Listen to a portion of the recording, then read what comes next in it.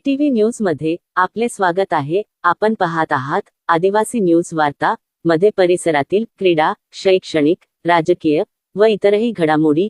आता पाहूयात सविस्तर वृत्त। आदिवासी न्यूज वार्तासाठी नंदकुमार तोटेवाड।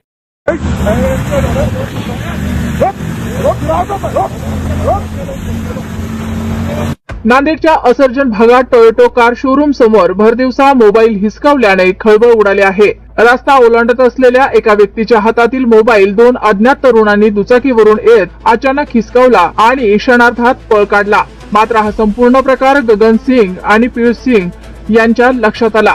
दोघांनी धाडस दाखवत दुचाकीवरून आरोपीचा पाठलाग सुरू केला। पाठलाग होत असल्याचे लक्षात येताच आरोपी घाबरले आणि त्यानंतर चक्क चालत्या दुचाकीवरून हिसकावलेला मोबाईल परत देत आरोपींनी घटनास्थळावरून पळ काढला।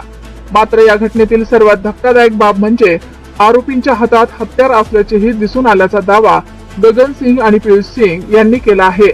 भरदिवसा वर्दळीच्या परिसरात घडलेल्या या घटनेमुळे नांदेडमध्ये नागरिकांच्या सुरक्षेचा प्रश्न पुन्हा एकदा ऐरणीवर आला आहे।